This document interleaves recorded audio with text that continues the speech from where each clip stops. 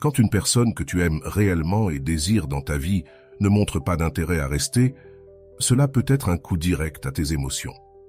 Cette vidéo est un guide pour comprendre pourquoi il est si difficile de lâcher quelqu'un qui ne partage pas ton désir de construire une relation durable et comment tu peux laisser partir cette personne de manière définitive.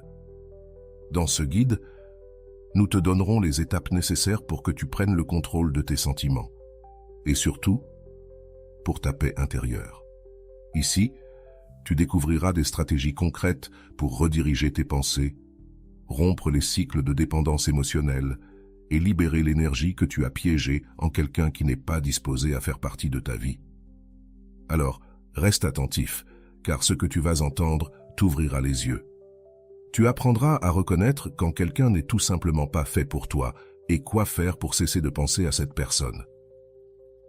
Reste jusqu'à la fin, car je te promets qu'en appliquant ces conseils, tu verras un changement réel dans ta manière de percevoir cette situation. Peu importe à quel point tu t'es accroché à cette personne, tu pourras retrouver ton estime de soi et construire une vie centrée sur ton bien-être et ton développement personnel. Bienvenue sur Vision stoïcienne. C'est toujours un plaisir de me connecter avec vous, en partageant des idées profondes issues du vaste monde.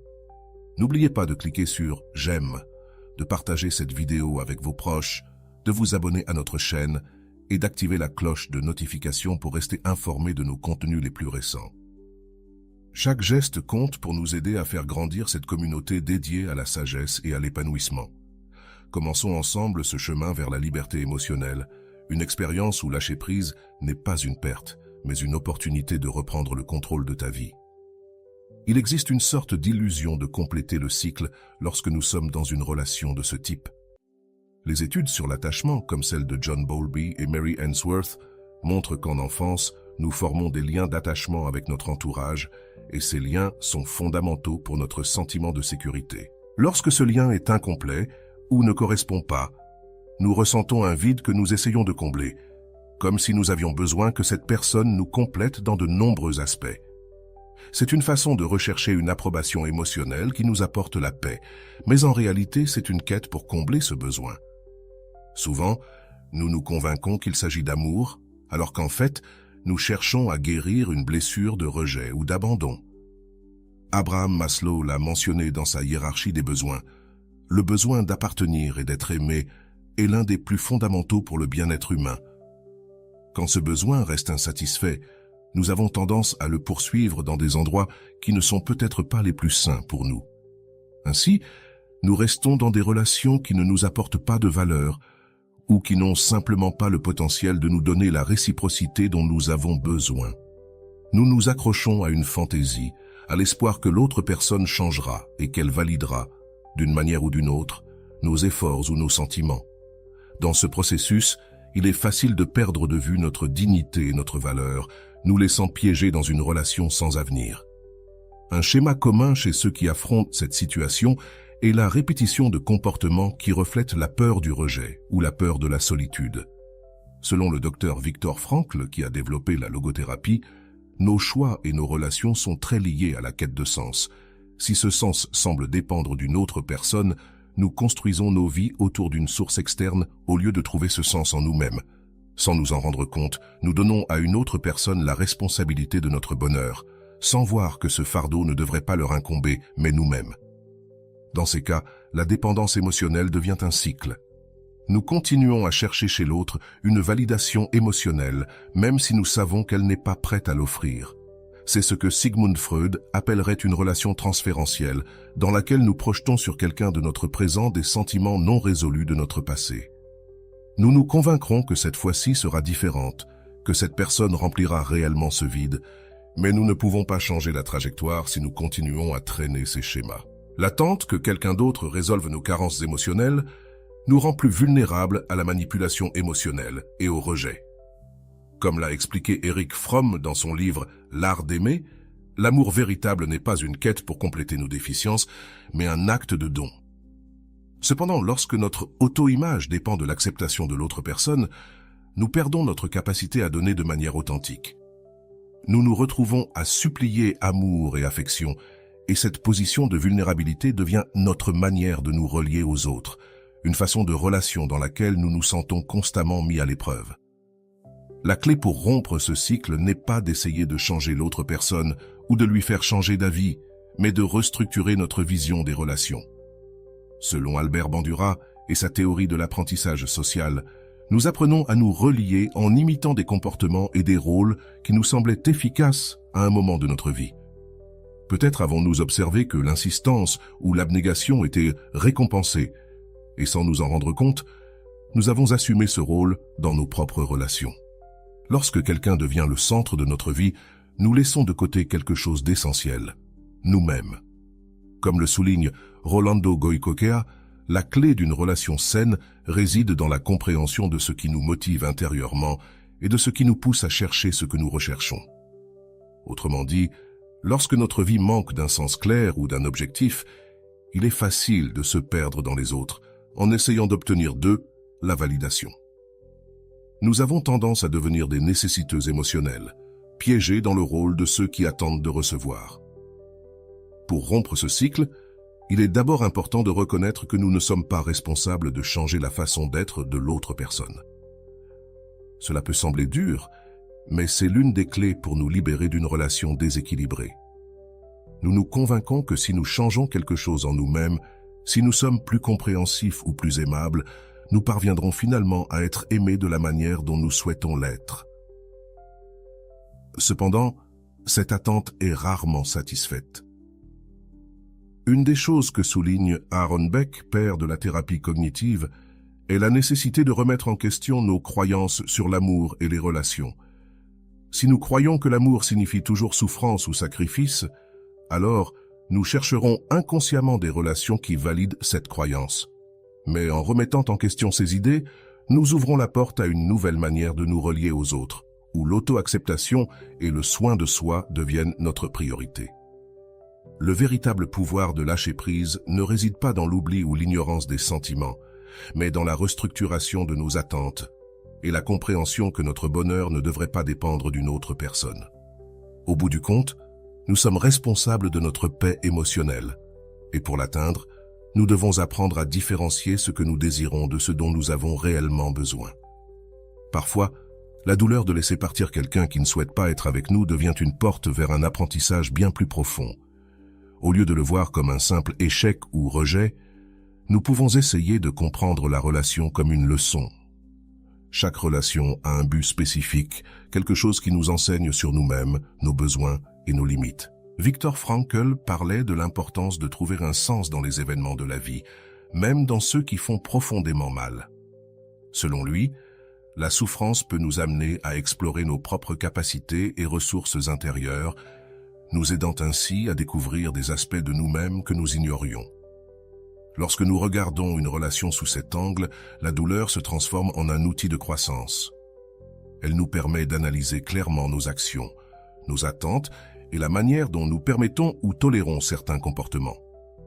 Au lieu de nous demander « Pourquoi cela m'arrive-t-il ?», la question devient « Que puis-je apprendre de cela pour l'avenir ?» Les relations qui se terminent en déception ou en rupture douloureuse portent une charge d'apprentissage particulière, car elles nous montrent nos limites et nos vulnérabilités. Carl Jung soutenait que beaucoup de nos relations reflètent une partie non résolue de notre inconscient. Parfois, lorsque nous mettons fin à une relation, nous rompons réellement avec des aspects de nous-mêmes qui ne nous servent plus ou qui doivent être transformés. Peut-être que cette relation nous a fait prendre conscience de parties de nous qui nécessitent une attention, des insécurités persistantes ou des blessures non guéries du passé. Regarder une rupture sous cet angle nous donne l'occasion de faire un travail d'introspection profond, dans lequel nous comprenons que l'autre personne a également ses propres processus et défis et que nous ne sommes pas responsables de la changer ni de nous adapter pour nous intégrer à sa vie. Accepter une rupture comme une leçon nous libère aussi de la culpabilité et du ressentiment et nous permet de voir la situation avec compassion, tant envers nous-mêmes qu'envers l'autre personne, en comprenant que nous sommes tous des êtres en croissance, avec des apprentissages en cours et des chemins qui nous sont propres. La rupture cesse alors d'être une tragédie pour devenir une étape d'apprentissage, un processus de reconfiguration émotionnelle qui nous aidera dans nos futures relations. Sous l'angle d'Ellis et de sa thérapie rationnelle émotive, nous pouvons voir que souvent, les croyances irrationnelles ou déformées concernant l'amour et les relations perpétuent notre souffrance. Nous croyons que le véritable amour ne faillit jamais, ou que si nous faisons suffisamment de sacrifices, l'autre personne changera. Cependant, accepter qu'une relation n'avait pas d'avenir nous permet de nous libérer de ces attentes irréalistes. Le processus de lâcher-prise ne consiste pas seulement à se séparer de la personne, mais aussi à libérer ces croyances qui nous maintenaient attachés à un idéal. Pour beaucoup, accepter qu'une relation a pris fin pour une raison supérieure est une étape clé vers le développement personnel en interprétant une relation comme une leçon. Nous cessons de la voir comme une perte et commençons à la considérer comme un apprentissage nécessaire. Ce changement de perspective est libérateur, car il transforme non seulement notre manière d'expérimenter la perte, mais aussi notre façon de nous relier à l'avenir. Il nous donne un plus grand sentiment de contrôle sur nos vies, car nous comprenons que, même si certaines choses échappent à notre main, nous pouvons toujours décider comment réagir face à elles. Abraham Maslow, avec sa théorie de l'autoréalisation, suggère que nos expériences de douleur et de perte peuvent être des catalyseurs pour avancer dans la recherche de notre but et dans la compréhension de nos besoins authentiques. En affrontant la douleur d'une relation ratée, nous nous confrontons à des aspects de nous-mêmes qui nécessitent d'être travaillés et reconnus. Peut-être que la leçon laissée par la relation est de nous rendre compte que, avant de chercher le bonheur auprès de quelqu'un d'autre, nous devons travailler sur notre propre plénitude. Toutes les personnes qui entrent dans notre vie ne sont pas destinées à y rester, mais cela ne signifie pas que leur passage ne soit pas important. En effet, chaque personne que nous rencontrons nous offre une nouvelle perspective, une nouvelle expérience ou un reflet de quelque chose que nous devons comprendre. Dans le cas des relations amoureuses, cela est encore plus évident, car c'est dans ce type de relation que surgissent souvent nos insécurités et nos besoins les plus profonds. Lorsque quelqu'un s'en va, cela nous laisse avec une nouvelle compréhension de qui nous sommes et de ce que nous voulons, même si nous ne le voyons pas ainsi au départ. Rolando Goicoechea, dans plusieurs de ses approches sur l'amour de soi, mentionne qu'apprendre à laisser partir quelqu'un est une épreuve de la manière dont nous valorisons notre propre paix intérieure. Si la relation nous était pesante, alors le processus de laisser aller devient un acte de soin de soi. Cela nous fait réaliser que prioriser notre paix et notre bien-être n'est pas de l'égoïsme, mais un acte de respect envers nous-mêmes. Apprendre à lâcher prise nous donne la force de nous mettre en premier, de nous dire que notre bonheur ne dépend pas d'une relation ou de quelqu'un qui ne veut pas être présent. Erich Fromm a également parlé de l'amour et de la capacité d'aimer sans possession ni dépendance. En lâchant une relation qui ne nous correspond pas, nous apprenons à aimer d'une manière mature qui ne nécessite pas d'attacher quelqu'un pour se sentir en sécurité. Ce type d'amour commence par soi-même, avec la reconnaissance que nous méritons quelque chose de plus qu'une relation vide. Laisser partir devient alors un acte d'amour envers nous-mêmes, une affirmation de notre valeur et de notre dignité. Au final, une relation ratée nous montre nos propres limites et forces, nous révélant avant de nous partager avec quelqu'un d'autre. L'amour de soi est la base de toute relation saine. Chaque fois que nous acceptons une rupture comme partie de notre croissance, nous bâtissons une fondation plus solide pour de futures relations qui seront basées sur le respect et l'authenticité. Accepter qu'une relation se soit terminée pour nous enseigner une leçon ne signifie pas ignorer la douleur, mais lui donner un sens. Cela nous donne l'occasion de dire adieu à l'autre personne avec gratitude pour les expériences et les apprentissages partagés. En voyant les choses de cette manière, nous pouvons lâcher prise sans rancœur ni regret, en comprenant que, même si la relation n'était pas pour toujours, elle faisait partie de notre processus de croissance. L'idée est de comprendre que notre bonheur et notre paix ne dépendent que de nous-mêmes. Dans une rupture amoureuse, les mots non prononcés, les pensées qui n'ont jamais été exprimées et les conversations qui n'ont jamais eu lieu peuvent devenir les fardeaux les plus difficiles à lâcher. Souvent, ce n'est pas seulement l'absence de la personne qui cause la douleur, mais l'absence d'une clôture réelle et complète. Nous nous accrochons aux choses restées en suspens, à ces dialogues qui n'existent que dans notre esprit et qui, chaque fois que nous les rappelons, semblent prendre plus de poids et de signification, comme si ces mots non prononcés pouvaient redonner un sens différent à l'histoire que nous avons vécue. Dans ce sens, le deuil ne se base pas seulement sur le fait de laisser partir la personne, mais aussi sur le fait de lâcher prise de toutes les idées et les moments imaginaires que nous avons créés autour de cette relation. Nous devenons nos propres interlocuteurs, revivant encore et encore chaque interaction et essayant de comprendre ce que nous aurions pu faire ou dire pour changer le dénouement. L'esprit se transforme en une sorte de scène où nous répétons les mêmes actes, cherchant une version où tout aurait une fin différente. Les explications qui n'arriveront jamais, les excuses qui n'ont jamais été prononcées et les « je t'aime » qui n'ont pas été dites à temps. Tout cela se transforme en une sorte de sac à dos émotionnel qu'il est difficile de laisser derrière soi. Cette situation reflète une vérité crue. Dans de nombreuses occasions, ce que nous aimons n'est pas vraiment la personne, mais la possibilité de ce que cette relation aurait pu être si les choses avaient été différentes. Parfois, nous aimons plus la version idéalisée de la personne, cette image que nous construisons avec des morceaux de ce que nous avons vu et de ce que nous désirions. Dans un processus de rupture, l'un des moments les plus difficiles est de reconnaître que la réalité de cette personne ne correspond pas à l'idée que nous avions construite. Cela nous fait mal de lâcher la fantaisie, de renoncer à l'idée que, peut-être, avec un peu plus d'effort ou de patience, les choses auraient été différentes. Mais en vérité, ce qui reste piégé dans notre esprit est une version déformée de la relation, alimentée par tout ce qui n'est jamais arrivé. D'un point de vue psychologique, ce phénomène de s'accrocher à des idées inachevées trouve son origine dans notre besoin de contrôle et de clôture émotionnelle. Freud disait que, lorsqu'une situation reste ouverte sans conclusion claire, notre psyché a tendance à s'y accrocher dans un effort de lui donner un sens. C'est une réaction naturelle de rechercher cette clôture, mais lorsque nous ne pouvons pas l'obtenir, nous créons une version alternative des faits qui nous aide à traiter la douleur, même si cela finit souvent par intensifier cette douleur. Une des raisons pour lesquelles il est si difficile de lâcher une relation est que, en le faisant, nous lâchons également nos propres attentes non satisfaites. Nous admettons que certains rêves ne se réaliseront tout simplement pas. Et cette acceptation implique non seulement de dire adieu à la personne, mais aussi à la partie de nous-mêmes qui croyait pouvoir vivre ses rêves à ses côtés. C'est une séparation doublement douloureuse. Alfred Adler disait que notre psyché construit des fictions pour faire face aux réalités qui nous dérangent. Une rupture, surtout lorsqu'il n'y a pas de clôture claire, nous laisse avec un vide que nous essayons de combler avec des fictions. La version de la relation qui aurait pu être, les mots que nous aurions aimé entendre, les fins alternatives que nous construisons dans notre esprit. Mais à un moment donné, nous devons reconnaître que ces fictions ne sont pas réelles et que s'y accrocher ne fait que prolonger la douleur. Parfois, ce qui nous fait le plus mal, ce ne sont pas les moments partagés, mais ceux qui n'ont existé que dans notre esprit.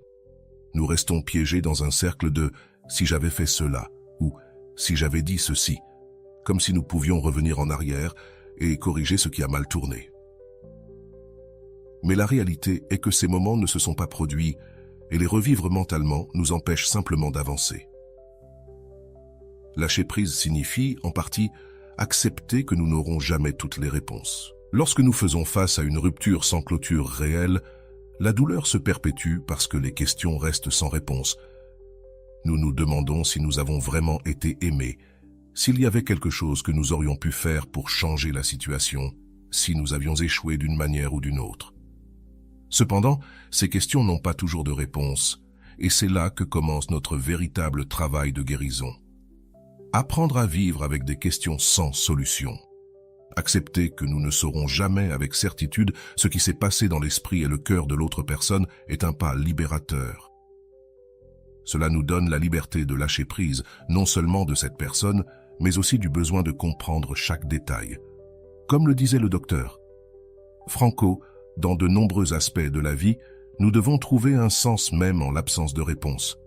Apprendre à lâcher prise d'une relation signifie également lâcher la recherche de réponses absolues. Au final, lors d'une rupture, ce qui fait souvent plus mal, c'est ce qui n'a pas été dit plutôt que ce qui s'est réellement passé. Cela fait mal à la conversation que nous n'avons jamais eue, à l'excuse que nous n'avons jamais entendue, aux promesses suspendues dans l'air.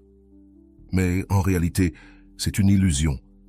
C'est une manière pour notre esprit de s'accrocher à quelque chose pour ne pas faire face au vide, pour ne pas accepter que cette histoire, avec tous ses possibles dénouements, est déjà terminée.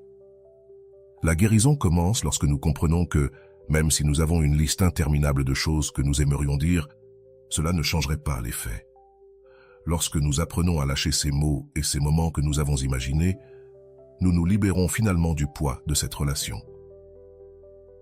Nous nous donnons la permission de fermer le chapitre sans avoir toutes les réponses, sans attendre que cette personne revienne pour clarifier ce qui est resté en suspens. Parfois, lâcher prise signifie comprendre que toutes les histoires n'ont pas de fin parfaite et que certaines restent incomplètes. Peut-être que ces mots que nous voulions tant dire ne trouveront jamais d'oreilles attentives, et c'est bien, car au final, ces mots nous appartiennent, et nous pouvons les utiliser pour construire notre propre clôture sans dépendre de la réponse ou de l'approbation de l'autre personne.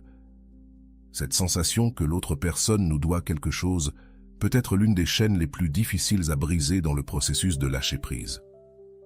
Souvent, ce n'est pas l'amour qui nous attache à cette relation, mais le besoin de justice ou de revanche émotionnelle.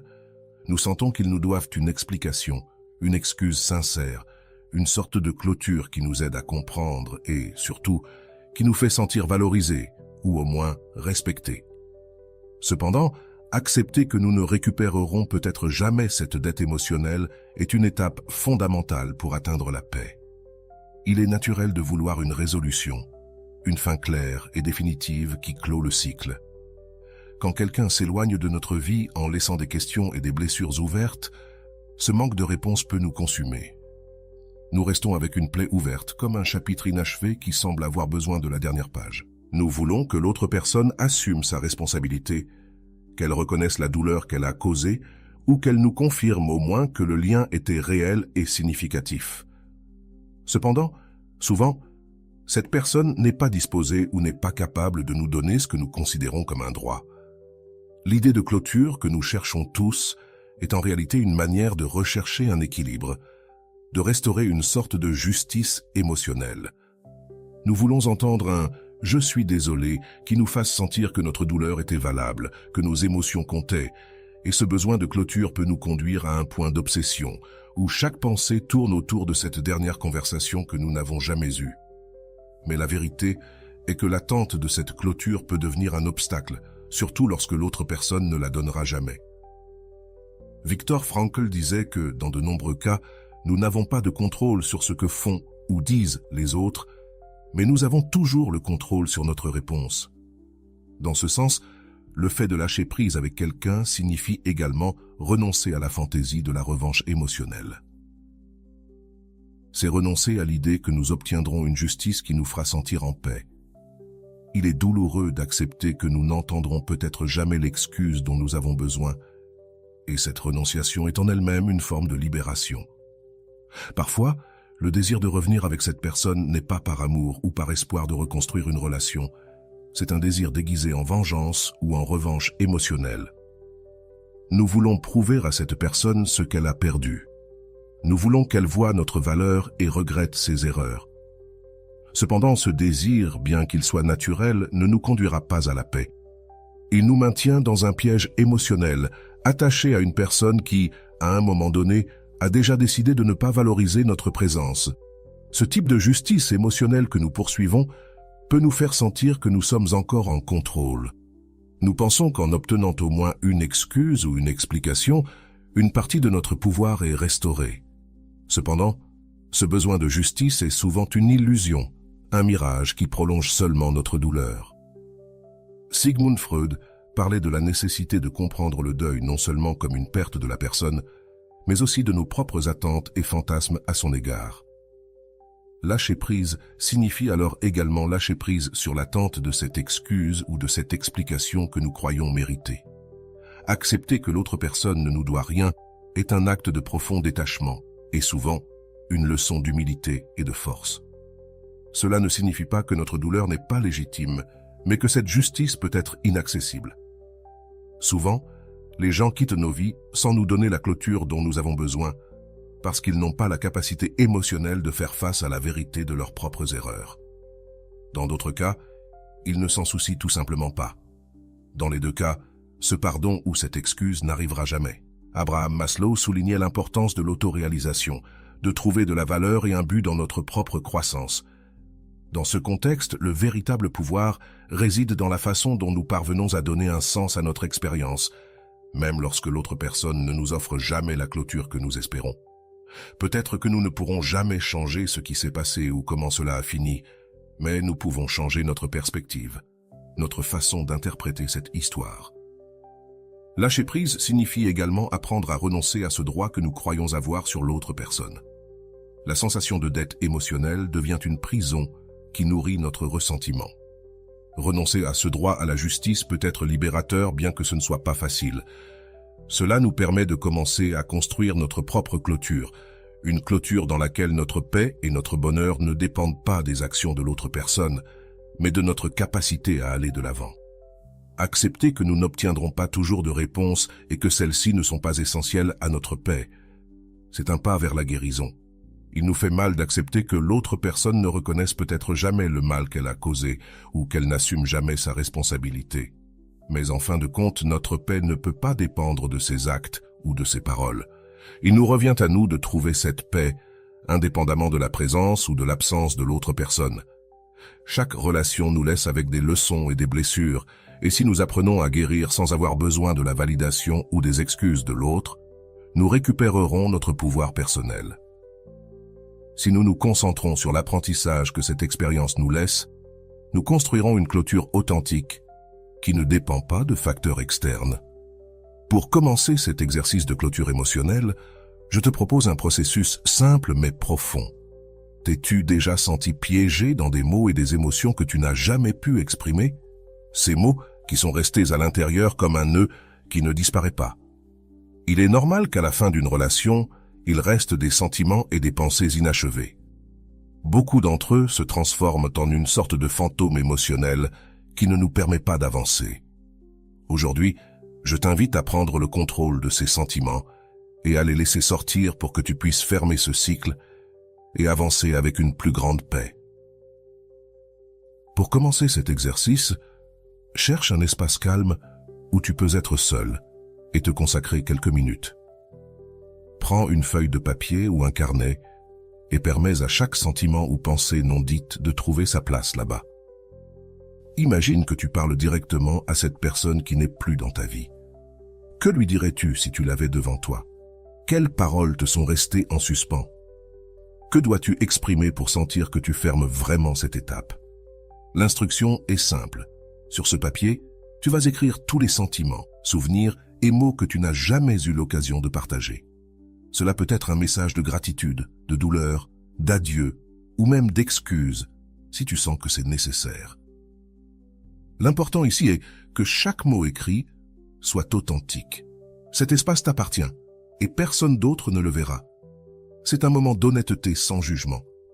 Pour rendre cet exercice plus efficace, tu peux imaginer que tu récites ces mots à une photo de ton ex-partenaire, te permettant un espace de clôture dans un environnement sûr.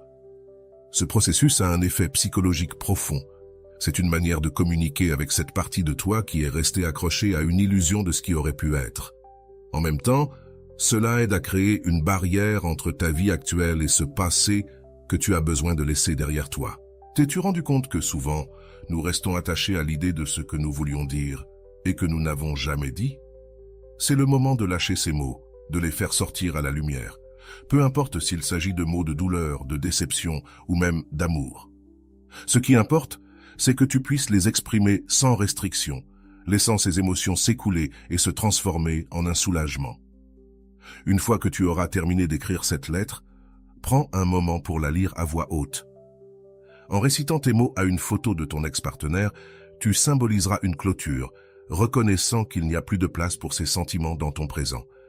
C'est comme si tu donnais à ces mots l'espace d'exister sans qu'ils continuent de flotter dans ton esprit.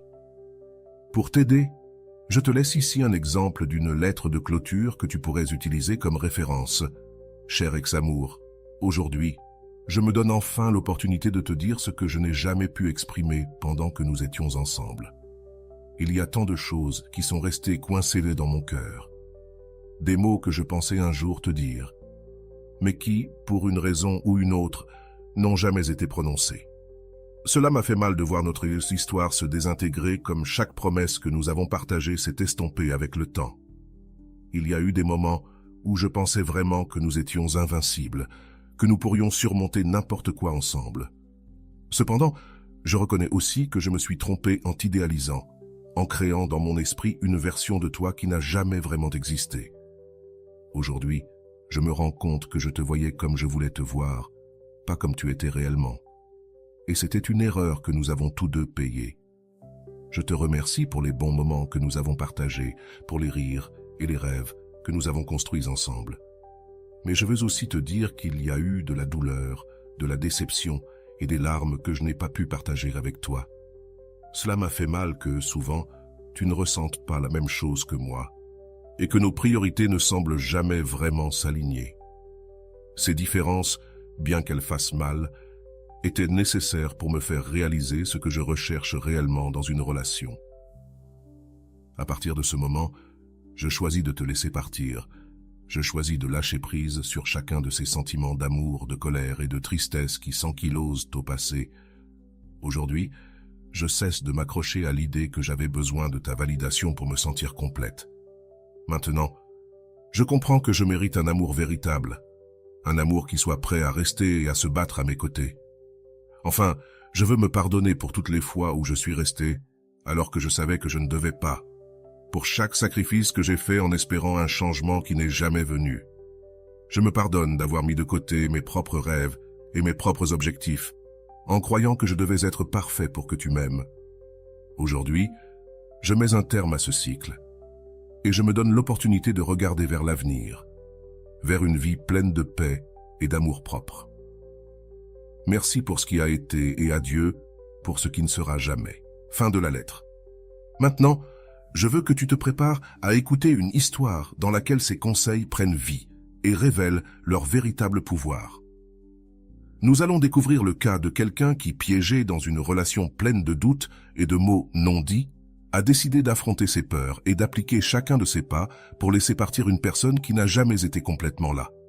Je t'invite à écouter attentivement car, à travers cette histoire, tu verras comment le processus de lâcher prise d'une personne qui ne veut pas rester peut être un acte de libération personnelle, et comment finalement chaque pas mène à une paix qui semblait souvent impossible à atteindre. Sous le toit de ce petit appartement à Mexico, on sentait la tension dans l'air. Les meubles, encore couverts de poussière par manque de nettoyage, et la lumière tamisée qui entrait par la fenêtre créaient une atmosphère sombre. Sofia était debout près de la fenêtre, regardant le tumulte de l'avenue principale, tandis que les gouttes de pluie tombaient avec force sur le verre, comme si le temps reflétait aussi son propre état émotionnel. Cet après-midi-là, après des semaines d'évitement des confrontations, elle avait décidé d'inviter Eduardo pour avoir la conversation qui lui trottait dans la tête. « Je ne sais pas comment commencer cela », murmura-t-elle, sans le regarder, jouant nerveusement avec une mèche de ses cheveux. Elle sentait que sa voix n'était qu'un écho dans le silence inconfortable qui s'était installé dans la pièce. Eduardo, assis sur le canapé, se contenta de soupirer. Il regardait son téléphone depuis un bon moment, distrait, comme s'il voulait être n'importe où sauf là. « Sofia, si tu as quelque chose à dire, dis-le maintenant, s'il te plaît, » répondit-il sans lever les yeux. Elle sentit un nœud dans l'estomac en entendant l'impatience dans sa voix, et un instant, elle souhaita ne pas l'avoir invité. Mais elle savait qu'elle ne pouvait pas garder tout ce qu'elle ressentait. Il y avait trop de choses inachevées entre eux, des mots non dits, qui la tourmentaient encore chaque nuit. « Pourquoi as-tu été si froid avec moi ces derniers temps ?» demanda-t-elle se tournant vers lui. « Il y a tant de choses que je ne comprends pas. Je ne comprends pas comment nous sommes passés de « tout va bien » à me sentir comme une étrangère à tes côtés. C'est comme si je parlais à un inconnu. » Eduardo la regarda et, pendant un instant, son expression changea. C'était un mélange de surprise et de fatigue. Un regard qui disait « Encore la même chose. Qu'attends-tu que je te dise ?» Sofia répondit en haussant les épaules. « Je ne sais pas ce que tu veux de moi. Peut-être que ça ne fonctionne plus. » Cette phrase, dite si distraitement, était comme un coup de poignard pour Sofia. Elle sentait que tout ce qu'elle avait craint pendant des semaines se réalisait devant ses yeux et la possibilité de rester seule, sans explication, était insupportable. « Tu ne vas rien dire de plus après tout ce que nous avons vécu? Tu te contentes d'un « ça ne fonctionne plus » demanda-t-elle, essayant de contrôler le tremblement de sa voix. « Eduardo, j'ai besoin de comprendre. Pourquoi? Qu'ai-je fait de mal? Pourquoi ne me l'as-tu pas dit plus tôt ?» Eduardo poussa un long soupir, visiblement irrité, et détourna le regard comme s'il voulait échapper au poids de ses questions. « Ce n'est pas quelque chose que tu peux comprendre si facilement, dit-il enfin, sans la regarder. Je pense que nous avons tous les deux besoin de choses différentes. Ce n'est pas toi, c'est moi. Je ne sais pas si je veux être dans une relation en ce moment. » Sofia sentit son cœur se briser un peu plus avec chaque mot. L'impuissance et la frustration se bousculaient en elle. Elle avait tant de choses à dire, tant de questions sans réponse. Elle voulait comprendre ce qui se passait réellement, clarifier chaque malentendu, chaque doute qui s'était accumulé comme une montagne entre eux. « Mais tu ne peux pas simplement me dire ça et t'attendre à ce que je m'en aille comme ça. » Sans plus. Il répondit avec une lueur de désespoir dans la voix. « Je sens que je n'ai pas toutes les réponses. Tu pars et tu me laisses plein de doutes, Eduardo. Je ne sais pas comment lâcher cette relation si je ne comprends pas pourquoi nous terminons. » Il haussait les épaules, comme si le poids de ses mots n'avait aucune importance pour lui. « Tout n'a pas d'explication, Sofia. Parfois, les choses se passent simplement.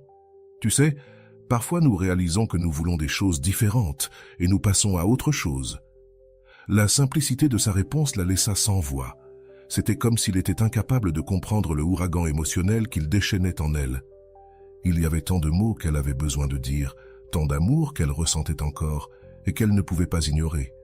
Alors, tout ce que nous avons vécu, tout ce que nous avions prévu, cela n'a rien signifié pour toi, demanda-t-elle d'une voix basse, presque comme si elle parlait pour elle-même. Eduardo se leva, mal à l'aise, et regarda vers la porte. Cela a signifié quelque chose à un moment donné, Sofia, mais maintenant ce n'est plus le cas. Je pense qu'il vaut mieux que chacun suive son propre chemin. Ces mots se plantèrent dans son cœur comme un dernier coup de poignard. Elle ressentit une vague de colère et de tristesse qui la laissa tremblante, sans savoir quoi dire. Elle l'observa se diriger vers la porte, comme s'il n'y avait rien d'autre à ajouter, comme si ce qu'elle ressentait n'avait aucune importance. « C'est tout ?» murmura-t-elle, sentant le désespoir commencer à l'envahir. « Tu ne comptes pas me dire quoi que ce soit d'autre ?» Il s'arrêta un instant, et ensuite, sans se retourner pour la regarder, il dit « Je n'ai rien d'autre à dire, Sofia. Je t'ai déjà expliqué, c'est ce que je ressens. » Avec un dernier soupir, Eduardo ouvrit la porte et sortit, laissant Sofia dans une mer d'émotions inachevées. Elle resta silencieuse, regardant la porte fermée, sentant comment chacune de ses peurs, ses doutes et sa tristesse tourbillonnaient dans sa poitrine. La pluie frappait la fenêtre avec force, comme si le monde extérieur reflétait son propre état d'esprit. La voix d'Eduardo résonnait dans son esprit. Des mots qu'elle n'avait jamais pensé entendre et des explications dont elle avait besoin, mais qu'il n'était pas prêt à lui donner à ce moment-là. Elle comprit que l'une des choses les plus difficiles ne serait pas de lâcher Eduardo en tant que personne, mais de laisser partir toutes ses questions, ses rêves et ces moments qu'ils avaient construits ensemble. Cette nuit-là, elle était enveloppée dans une brume dense qui se mêlait à l'écho des voitures et aux lumières des bars, mais Sofia pouvait à peine noter ce qui se passait autour d'elle. Assise dans sa chambre sombre, avec seulement la lueur pâle de sa lampe illuminant son visage, elle repassait dans sa tête encore et encore cette scène qu'elle ne pouvait pas effacer. Eduardo l'avait vue dans les bras d'un autre homme, un ami d'enfance qui n'avait aucune autre intention. Pourtant, cette image avait servi de combustible à une série de malentendus qu'il n'avait jamais pu éclaircir. L'idée qu'Eduardo la considère comme une femme facile la rongeait de l'intérieur. C'était comme une épine qu'elle ne pouvait pas retirer. Les heures passaient et elle restait éveillée, se retournant dans son lit, embrouillée dans des pensées qui la maintenaient captive. Ce n'était pas tant l'amour qui la liait à lui, mais le besoin désespéré qu'il comprenne qu'il avait tort, qu'elle n'était pas celle qu'il croyait. Elle avait rêvé de cela des centaines de fois, imaginant chaque mot qu'elle lui dirait si elle pouvait l'affronter. Eduardo, Je ne suis pas ce que tu penses de moi.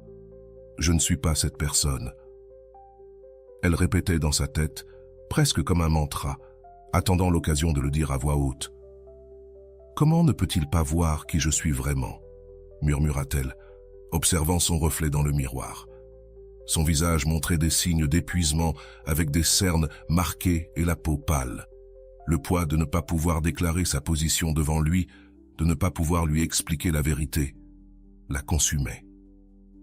Le lendemain matin, ses amis essayèrent de l'emmener faire une promenade, de l'encourager à mettre de côté ses pensées, mais elle était trop enfermée dans son propre esprit pour profiter de leur compagnie.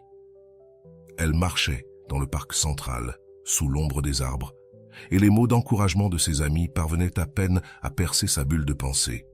« Sophia, tu dois le laisser partir », lui disait Maria, l'une de ses amies les plus proches, tandis qu'elle passait près d'un café. Maria la regardait avec inquiétude. « Tu ne peux pas continuer à te tourmenter pour ce que Eduardo pense de toi.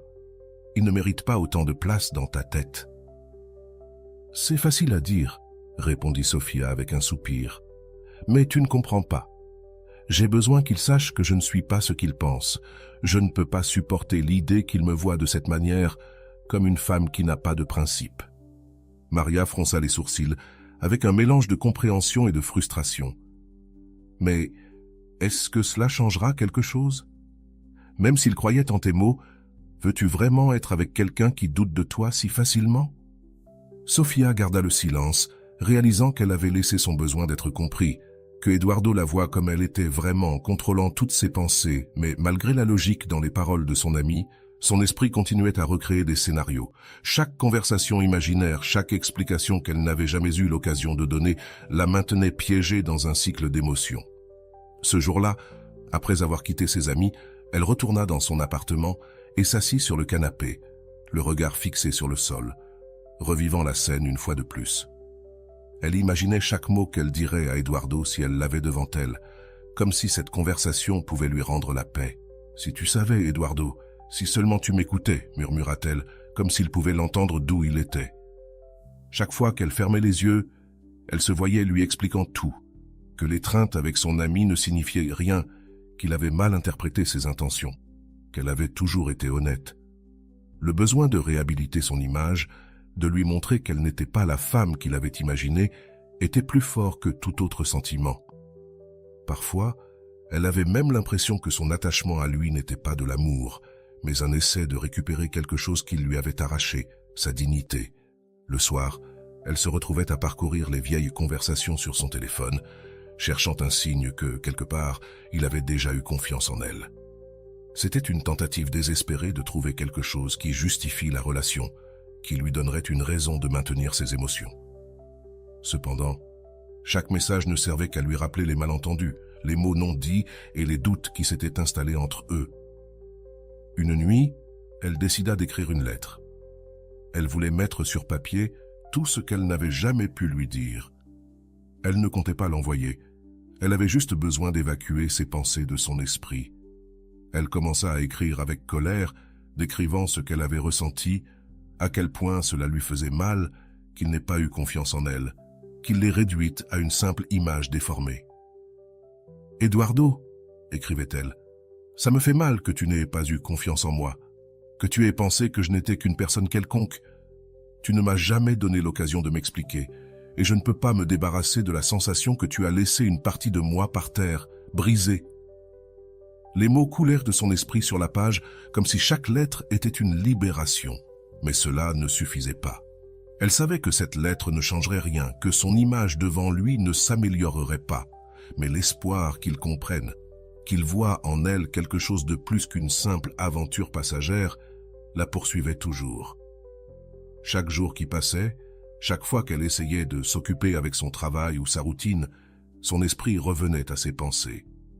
Elle devenait une sorte d'obsession, dans laquelle le véritable problème n'était pas lui, mais l'idée qu'il se faisait d'elle. C'était cette image qu'elle ne pouvait supporter. Sophia, cependant, ne voyait pas l'ampleur de son combat intérieur. Elle croyait que c'était Eduardo qu'elle ne pouvait pas lâcher, alors qu'en réalité, c'était ce besoin de se racheter devant lui qui la maintenait piégée. Sofia se retrouva à regarder le message qu'elle venait de recevoir de son ami. Les mots semblaient si simples, si évidents. Peu importe ce qu'il pense de toi. Il n'est plus là, et toi seul sais la vérité. Et tu sais ce qui s'est vraiment passé. Mais en elle, elle découvrit quelque chose de plus profond. Un tremblement qui semblait atteindre le fond de son être. Pour la première fois, elle commença à se demander si elle avait vraiment besoin qu'Eduardo change son opinion sur elle ou si elle se punissait pour quelque chose qu'elle n'avait jamais contrôlé. Cette nuit-là, après avoir lu ces mots encore et encore, quelque chose en elle sembla se briser, mais dans le meilleur sens.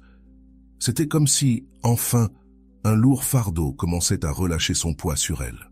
Cette même nuit, assise dans sa chambre, entourée d'une calme inhabituelle, elle décida qu'il était temps d'écrire une lettre pour Eduardo, mais pas pour la lui envoyer.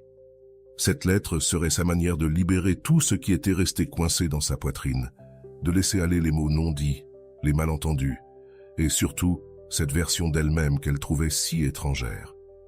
Elle prit une feuille de papier et, avec un profond soupir, commença à écrire avec une sincérité qu'elle n'avait jamais ressentie auparavant. « Tu sais que je m'en fiche de ce que tu penses de moi », écrivit-elle, sentant son cœur battre fort en posant ses premiers mots sur le papier. « Aujourd'hui, je déclare que cela m'importe peu avec quelle image de moi tu es parti. Pendant trop longtemps, je me suis accroché à l'idée que je pouvais changer ce que tu pensais de moi, mais maintenant je comprends que peu importe combien d'explications j'aurais pu essayer de te donner, rien n'aurait changé le fait que notre histoire est terminée et avec elle, toutes les réponses qui n'ont jamais été données. » Sa main tremblait un peu, mais elle continua à écrire, laissant les mots jaillir de son être profond, comme si elle fermait un fantôme qui la poursuivait depuis longtemps. « Je te laisse aller, toi et toutes ces explications que je n'ai jamais pu te donner, et qui, à dire vrai, maintenant que j'écris cette lettre, ne m'importe plus. J'ai passé trop de temps à croire que j'avais besoin de ton approbation, que j'avais besoin que tu me vois comme je voulais que tu me vois.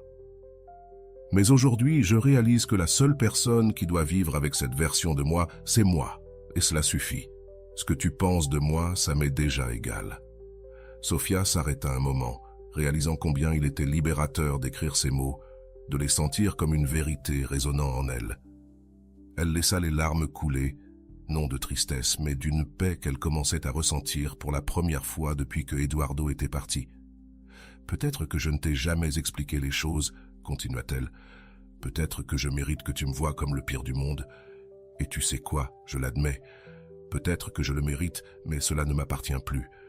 Je ne veux pas porter le poids de ce que tu penses, que tu me considères bonne ou mauvaise. Alors merci, mais non.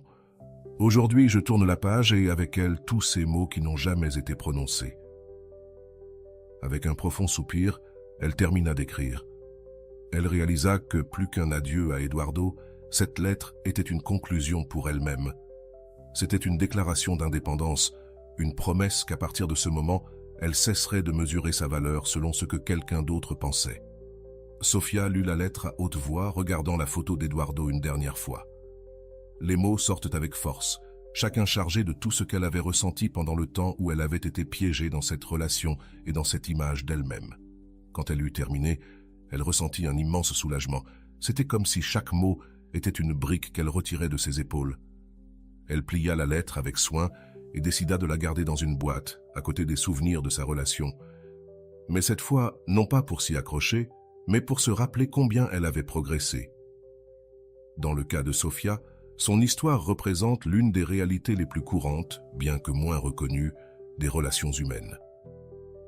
Ce ne sont pas toujours les sentiments profonds ou les souvenirs partagés qui nous empêchent de lâcher prise, mais plutôt les thèmes inachevés, les mots qui sont restés en suspens et les clarifications qui n'ont jamais été faites. Parfois, ce qui lie vraiment une personne à une autre est une collection de questions sans réponse et un sentiment de justice émotionnelle. Cette situation génère un cycle interminable de ce que le psychologue et thérapeute Erich Fromm a décrit comme un attachement symbiotique, où deux personnes restent psychologiquement liées non par amour, mais par la nécessité de résoudre des affaires en suspens qui, dans de nombreux cas, ne trouveront jamais de résolution sans une catharsis personnelle, comme celle que Sofia a finalement vécue. Un des aspects qui affecte le plus une personne lorsqu'elle est piégée dans une relation avec des fils lâches est le sentiment qu'il reste quelque chose d'essentiel à régler. Selon le psychologue Caron, ces ombres ou aspects non résolus d'une relation ont tendance à se projeter dans la vie de la personne, générant des fantômes internes qui persistent jusqu'à ce qu'ils soient confrontés. Dans le cas de Sofia, ses tentatives d'explication face à son ex-partenaire et de nettoyage de son image étaient en réalité un reflet de sa lutte interne pour l'autocompassion et la réconciliation de sa propre valeur sans dépendre de l'opinion de quelqu'un d'autre. C'est l'une des plus grandes difficultés lors d'une rupture, comprendre qu'on n'a pas besoin de la validation de l'autre pour tourner la page. L'histoire de Sofia met également en avant une idée centrale de la psychologie de l'attachement. Un sujet largement étudié par John Bowlby et Mary Ainsworth. Tous deux ont argumenté que l'attachement n'est pas seulement une question d'amour, mais une construction de sécurité émotionnelle. En réalisant que Eduardo avait une perception d'elle qu'elle ne partageait pas et avec laquelle elle ne s'identifie pas, Sofia se sentit menacée dans son auto-image. Cette divergence entre la façon dont elle se voyait et la façon dont elle pensait que Eduardo la voyait devint un nœud qui l'empêchait d'avancer. Dans son cas, l'attachement se construisit non pas tant autour de l'amour que de la nécessité de restaurer son sens de l'identité et de nettoyer sa réputation. C'est un exemple clair de ce que le psychologue Carl Rogers décrit comme l'incongruence entre le soi idéal et le soi perçu. En psychologie, il existe également l'idée de dissonance cognitive, développée par Leon Festinger. La dissonance se produit lorsqu'une personne a deux idées contradictoires sur elle-même, générant une tension interne. Dans le cas de Sofia, cette dissonance surgit en réalisant que, bien que ses intentions dans la relation aient été sincères, Eduardo la voyait comme une personne facile ou de seconde catégorie. Ce conflit interne la maintenait enchevêtrée dans la relation, essayant de réconcilier sa propre image avec celle qu'elle percevait chez Eduardo. Ce type de tension était souvent beaucoup plus difficile à lâcher que les souvenirs d'une relation heureuse, car il implique notre perception personnelle et la nécessité d'affirmer notre valeur. De plus, le concept de justice émotionnelle est une autre pièce clé pour comprendre la situation de Sofia. Selon le psychologue Robert Enright, la recherche de justice émotionnelle implique le besoin que l'autre reconnaisse le tort ou le manque de compréhension qu'il nous a causé. Sofia voulait clarifier sa position pour qu'Eduardo la comprenne et la respecte pour ce qu'elle était réellement. Ce désir de justice émotionnelle la maintenait piégée dans la relation beaucoup plus longtemps qu'elle n'aurait pu le faire avec son affection. Finalement, ce qu'elle recherchait, c'était une conclusion, quelque chose qui ne vient généralement pas de l'autre personne, mais de la capacité à pardonner et à laisser aller, tout comme le fit Sofia. Écrire sa lettre se produit parfois aussi lorsque les personnes restent attachées à des relations en raison d'un phénomène que le docteur Franco a décrit comme la recherche de sens. Les relations qui se terminent brusquement ou au milieu de malentendus nous laissent avec un sentiment de vide et un manque de sens. Pour Sofia, le sens de sa relation était lié à l'idée qu'elle représentait quelque chose de précieux dans la vie d'Eduardo. En découvrant que ce n'était pas le cas, elle s'est retrouvée dans le besoin de chercher un nouveau but pour cette étape de sa vie, ce qui s'est facilité lorsqu'elle s'est libérée de la nécessité d'être comprise par lui et a commencé à valoriser sa propre narration et son sens personnel. Un autre aspect important que nous observons dans l'histoire de Sofia est ce que Aaron Beck, le père de la thérapie cognitive, appelle la pensée catastrophique. Ce type de pensée génère la fausse croyance que l'opinion d'Eduardo définit sa valeur, amenant Sofia à remettre en question sa propre valeur simplement parce qu'il ne l'a pas respectée comme elle l'attendait. Ce type de pensée est un piège qui amplifie l'anxiété et l'attachement inutile à des idées qui ne reposent pas sur la réalité. Surmonter cette pensée irrationnelle nécessite, comme Sofia l'a fait, de prendre du recul et de voir l'ensemble du tableau, ce qu'elle a finalement réussi à faire en écrivant la lettre de clôture. Le concept d'acceptation radicale, promu par la psychologue Marsha Linehan dans le traitement des troubles émotionnels, se reflète également dans l'histoire de Sofia. L'acceptation radicale implique d'accepter les choses telles qu'elles sont, sans essayer de les changer, même lorsque cela nous fait souffrir. Pour Sofia, l'acceptation a été fondamentale pour pouvoir lâcher prise, car elle a finalement compris que l'opinion d'Eduardo ne changerait pas et qu'elle n'avait aucun contrôle sur cela. Cet acte d'acceptation l'a amenée à se libérer de l'attente qu'elle pourrait un jour modifier l'image qu'il avait d'elle. Enfin, le rôle de l'auto-affirmation est essentiel dans cette histoire, un concept que le psychologue Carl Rogers définit comme la capacité à reconnaître et à respecter nos propres sentiments, pensées et désirs. Lorsque Sophia dit « Je me fiche de ce que tu penses de moi », elle pratique l'auto-affirmation. Elle cesse d'attendre que Eduardo la valide et décide d'être suffisante pour elle-même, en admettant que sa propre valeur ne dépend pas de l'acceptation des autres. En conclusion, l'histoire de Sophia démontre que parfois, ce qui nous unit à une personne n'est pas l'amour, mais le besoin de clore des cycles et d'atteindre une justice émotionnelle. La reconnaissance de cela est essentielle pour avancer, et les psychologues ont apporté divers outils et théories qui peuvent nous aider dans ce processus. Je possède la liberté de haïr qui je veux. Je me rends compte que mon âme possède beaucoup plus de liberté qu'avant, tant pour haïr que pour aimer.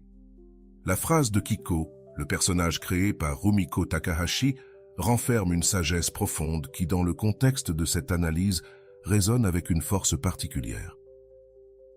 Je possède la liberté de haïr qui je veux.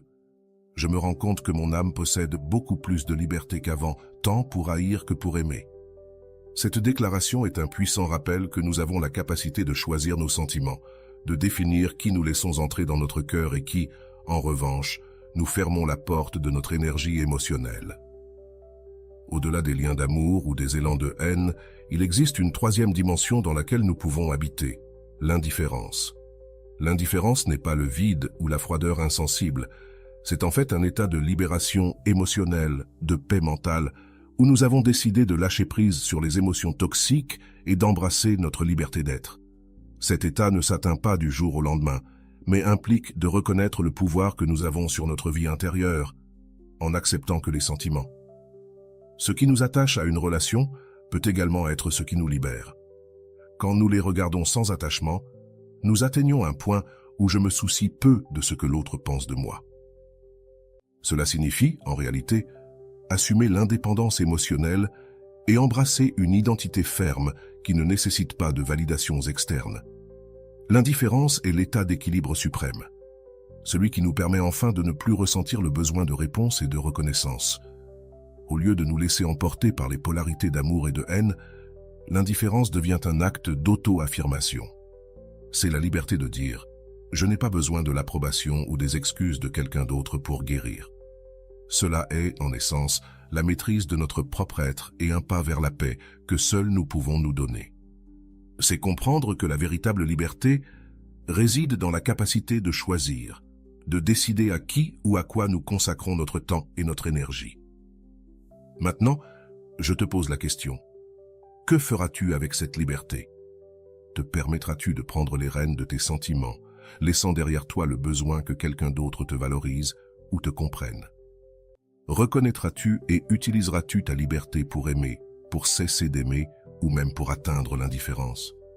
Car au moment où tu décides non seulement à qui aimer, mais aussi à qui cesser d'aimer, tu deviens maître de ta paix. Tu as entre tes mains l'option de lâcher prise, de prendre ce pouvoir et de te permettre d'être indifférent lorsque tu en as besoin. Alors, emprunteras-tu ce chemin vers ta liberté émotionnelle? La liberté de choix est, sans aucun doute, l'un des plus grands pouvoirs que nous possédons en tant qu'êtres humains. Dès le premier instant de conscience, cette capacité de décider, de choisir des chemins et d'opter entre un destin et un autre est quelque chose avec lequel nous naissons. Peu importe les circonstances dans lesquelles on grandit ou les limitations que l'on peut rencontrer dans la vie. Ce don inhérent à la conscience nous permet de déterminer notre réalité intérieure. Le choix n'est pas seulement un outil, c'est le plus grand acte de liberté personnelle et une profonde manifestation de notre autonomie. C'est le rappel que, bien que les circonstances soient externes, l'interprétation et la réaction que nous avons envers elles sont, en fin de compte, des choix personnels. Choisir entre l'amour et le détachement, entre le pardon et le ressentiment, n'est pas seulement une action consciente, mais une expression de notre identité. Ce cadeau n'est conditionné ni limité par des facteurs externes. Au contraire, c'est notre capacité à répondre à toute situation de la manière que nous jugeons la meilleure. Cette liberté de décision nous donne une indépendance puissante et la possibilité de nous réinventer chaque jour en prenant des décisions qui honorent qui nous sommes vraiment et ce que nous désirons pour notre avenir. Avoir la liberté de choix implique de reconnaître le poids et la valeur de nos décisions. Chaque choix, si petit soit-il, façonne notre caractère et établit le cours de nos vies. Choisir de clore un cycle, de laisser quelqu'un derrière soi ou simplement de décider que nos émotions ne seront pas liées au comportement d'une autre personne est un acte de courage et d'autodéfinition. Avec chaque décision, nous réaffirmons notre autonomie, rejetant l'idée que quelqu'un ou quelque chose d'externe peut contrôler notre paix mentale. Ce pouvoir inné de choisir nous montre également que, même si nous pouvons être confrontés à des émotions difficiles et à des relations compliquées, nous avons la capacité de gérer comment elles nous affectent. En choisissant la liberté émotionnelle, nous reconnaissons que nous n'avons pas besoin que les actions ou les mots des autres déterminent notre valeur, ni conditionnent notre bien-être. Nous pouvons aimer pleinement et de la même manière, décider de cesser d'aimer ou de nécessiter cette validation. Ce pouvoir est constant et ne disparaît jamais, même si parfois nous l'oublions. Le fait que nous naissons avec la capacité de choisir signifie que même dans les moments les plus sombres, nous avons la capacité de décider de faire un pas vers la lumière. C'est notre responsabilité et en même temps notre privilège. C'est ce qui permet à l'amour de soi d'épanouir et de transformer toute expérience, qu'elle soit bonne ou mauvaise, en une opportunité de croissance.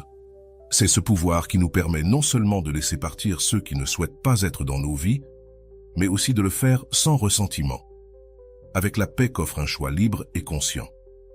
C'est notre liberté de choix qui nous donne le pouvoir de décider quand une relation a rempli son but dans notre vie. Nous n'avons pas besoin d'attendre que quelqu'un d'autre clôte un cycle pour nous. C'est nous qui avons la capacité de lâcher prise. Il ne s'agit pas d'oublier, mais de comprendre que cette liberté est une constante qui nous rappelle que le bonheur et la paix dépendent de ce que nous choisissons de permettre ou non dans notre vie. Ainsi, même lorsqu'une relation ne se déroule pas comme nous l'espérions, nous avons le pouvoir de dire « c'est ma vie et je choisis ma paix » plutôt que n'importe quel souvenir. À chaque pas que nous faisons, nous exerçons ce pouvoir inné. Choisir, jour après jour, comment nous réagissons, comment nous vivons et comment nous aimons est l'une des plus grandes expressions de notre humanité. C'est une liberté qui, une fois reconnue, nous pousse à choisir uniquement ce qui nourrit notre essence, notre bien-être. Savoir que nous sommes libres de choisir nous donne la force de sortir de relations qui ne nous font pas du bien et d'avancer vers un avenir où notre choix principal sera toujours notre bien-être. Alors, maintenant que tu as pris conscience de ce pouvoir, demande-toi, que vas-tu choisir à partir d'aujourd'hui? Opteras-tu pour la paix et l'indépendance émotionnelle ou te cramponneras-tu à la nécessité de validation externe? Ce pouvoir, qui a toujours fait partie de toi, est le même qui te permettra de créer une vie remplie d'amour de soi et de respect pour tes émotions. Pour approfondir ce voyage vers une liberté émotionnelle complète, je t'invite à découvrir la vidéo sur l'amour de soi que tu trouveras dans le premier commentaire de cette vidéo. Ici, tu apprendras à appliquer ce pouvoir dans tous les domaines de ta vie, atteignant l'équilibre dont tu as besoin pour être une personne émotionnellement libre.